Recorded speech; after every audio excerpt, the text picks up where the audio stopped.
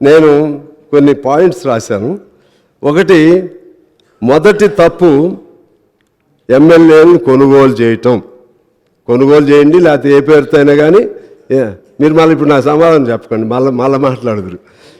పోనీ ఒకవేళ I take back my word, కానీ ప్రజలు అలా అనుకుంటున్నారు. పార్టీలు మారని ఏదైనా కానివ్వండి, తప్పు అది జరిగింది. అది దాంతో ప్రజల్లో బాగా నెగటివ్ ఇది వచ్చింది.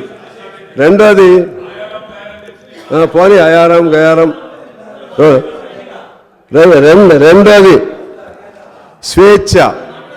ప్రజాస్వామ్యం అంటే స్వేచ్ఛ, అదేవిధంగా సమానత్వం, లేకపోతే వాక్ స్వాతంత్రం, భావ స్వాతంత్ర్యం, ఇవన్నిటితో కూడినటువంటిది ప్రజాస్వామ్యం. మనం ఉద్యమ పార్టీగా మీరు అధికారంలోకి వచ్చారు. టీఆర్ఎస్ వారు ఉద్యమ పార్టీగా అధికారంలోకి వచ్చారు. ఆనాడు తెలంగాణ ఉద్యమాన్ని ముందుకు తీసుకెళ్లడంలో కేసీఆర్ గారి రోల్ అద్భుతమైనటువంటి రోల్. మేము వీ సపోర్టెడ్ దట్ మూమెంట్. నేను కూడా అప్పుడు ఎమ్మెల్యేగా ఉండి కేసీఆర్ గారిని ఖమ్మంలో తీసుకొచ్చినప్పుడు I was the lone MLA who went there and who consoled him and who tried to bring him from the hospital to the street. ఆ విధంగా నేను ప్రయత్నం చేశాను. ఆయన జైల్లో పెడితే నేను వెళ్ళాను. నేను 500 కిలోమీటర్లు పాదయాత్ర చేశాం. అప్పుడు తెలంగాణ ఖమ్మంలో లేదు. 7 రోజులు ఇండెఫినెట్ హంగర్ స్ట్రైక్ చేశా. 7 రోజులు ఇండెఫినెట్ హంగర్ ఎవరిని పెట్టారు? ఫస్ట్ ఖమ్మం జైల్లో తీసుకొచ్చి, నాకు తెలుసు ప్రభాకర్ గారు, ఫస్ట్ అక్కడికి తీసుకొచ్చారు. అక్కడి నుంచి తీసుకొచ్చి హాస్పిటల్కి తీసుకొచ్చారు. జైల్లో ఒక రోజు ఉంచారు, అక్కడి నుంచి మరుసటి రోజు హాస్పిటల్కి తీసుకొచ్చారు. నాకు తెలుసు. అవును, ఫస్ట్ మేము వెళ్ళామండి, పువ్వాడ గారు నేను ఇద్దరం వెళ్ళాము. తీసుకొచ్చి అక్కడి నుంచి తీసుకొచ్చారులేండి, తెలుసు అప్పటికి. సరే, ఓకే. అయితే అటువంటి ఆయన పాత్రని మేము ఎప్పుడు కూడా, కాకపోతే ఎవరు చేయలేని పద్ధతుల్లో ఆయన ఉద్యమాన్ని జాగ్రత్తగా నడిపారు. ఆ తర్వాత జరిగిన ఈ 10 ఏళ్ల కాలంలో ఎవరెవరు ఎన్నిసార్లు జైలుకి వెళ్ళారు, ఎవరెవరు ఎన్నిసార్లు హౌస్ అరెస్టులు అయ్యారు, ఇది ఒకసారి మనం తీసుకోవాలి, గమనంలో తీసుకోవాలి.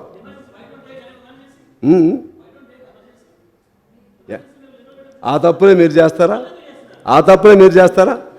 ఎమర్జెన్సీ నేను మీకు చెప్తున్నా, నేను మీతోనే మాట్లాడతాను. I will straightly talk to you sir.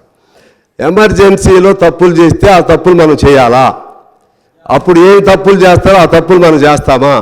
ఇప్పుడు కాంగ్రెస్ పార్టీ కొన్ని తప్పులు చేసింది, అందుకనే కదా వారు కూడా అందులోంచి కూడా తిరగబడి ఆ తప్పులు సరిదిద్దుకోవడానికే సోనియా గాంధీ గారు తెలంగాణ ఇవ్వడానికి సంసిద్ధురాలయ్యారు.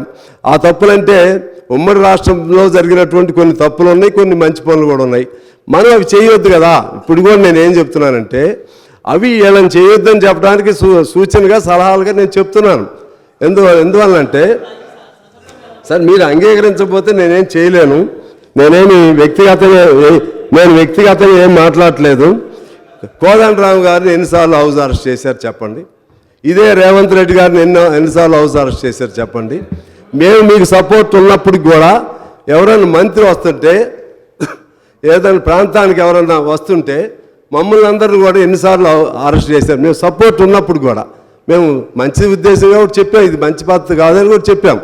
ఇలా చేసుకుంటా పోతే ప్రజల్లో నువ్వు బంగారం పెట్టు, బంగారంతో కూడినటువంటి లేకపోతే పంచభక్ష పరిమాణాలను పెట్టు, హంస తూలికా తల్పాలను ఏర్పాటు చేయి, నువ్వు ఎంతైనా చేయి, స్వేచ్ఛ లేనటువంటి మానవ జీవితాన్ని ఎవడు అంగీకరించడు. తెలంగాణలో అసలే అంగీకరించడు. తెలంగాణ అస్తిత్వం, ఆవిర్భావం మొత్తం కూడా అటువంటి తిరుగుబాటులో నుంచే వచ్చిందని నేను మీకు మనవి చేస్తున్నాను. ఆనాడు 48లో 45 నుంచి 52 వరకు జరిగినటువంటి ఆనాటి ఉద్యమం కూడా ఆ విధంగా తిరుగుబాటు ద్వారానే వచ్చింది. అయినా కూడా పాతయన్నీ మర్చిపోయి మరలా మనం ఇది శాశ్వతం అనుకుని, ఈ అధికారం శాశ్వతం అనుకుని ఎవరు కూడా చేయటం తప్పు అనేది ఆ జాగ్రత్త తీసుకోమని నేను మీకు మనవి చేస్తూ ఉన్నాను. ఎందుకంటే రేవంత్ గారు లోపల ఉన్నాడు, మీరు మన ప్రభాకర్ గారు మీరు అందరూ లోపల ఉన్నారు, మేము అందరం కూడా లోపల ఉన్నాం. ఇలా ఉండే పరిస్థితి రాకుండా స్వేచ్ఛా వాయువులతో కూడినటువంటి స్వచ్ఛమైనటువంటి సమానత్వంతో కూడినటువంటి స్వేచ్ఛా తెలంగాణ మనకు కావాలి.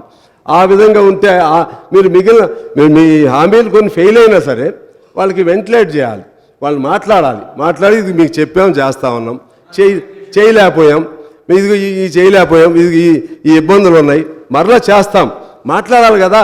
ప్రజలతో మాట్లాడకుండా మనం స్వీయ నిర్బంధం పెట్టుకుని మనం ఎక్కడో కూర్చుని ప్రజలు ఒక చోట ఇవాళ ఎందుకు మార్పు వచ్చింది? ఇప్పుడు మీరేమి ఇవ్వలేదు, ఇంకా ఏమి ఇవ్వకపోయినా సరే 2-3 రోజుల్లోనే ప్రజల్లో ఒక ఆనందమైనటువంటి భావనలు వచ్చేసినాయి. ఏదో మేము పంజరంలోంచి బయటకు వచ్చినట్టుగా భావనలు వచ్చినాయి.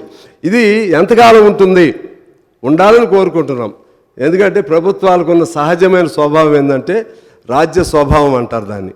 ఆ రాజ్య స్వభావం ఏంటంటే అల్టిమేట్గా పోలీసుల మీద ఆధారపడతారు, పోలీసుల మీద నిర్బంధాల మీద ఆధారపడతారు, జైలు మీద ఆధారపడతారు, ప్రశ్నించేవాడిని లోపలేస్తారు, ఇంకా ఎక్కువ ప్రశ్నిస్తే ఒప్పాలని చట్టాలు పెడతారు. చట్టాలు పెట్టకూడదని తెలిసి కూడా మనమే ఉద్యమాల్లో చేస్తాం, మనమే ఆందోళన చేస్తాం. ప్రతిపక్షంలో ఉన్నప్పుడు అధికార పక్షంలోకి వచ్చినప్పుడు అవన్నీ మర్చిపోతూ ఉంటాం. దయచేసి అటువంటి వాటి జోలికి వెళ్ళొద్దని చెప్పడానికే నేను మీకు ఇవన్నీ కూడా చెప్తానే ఉన్నాను.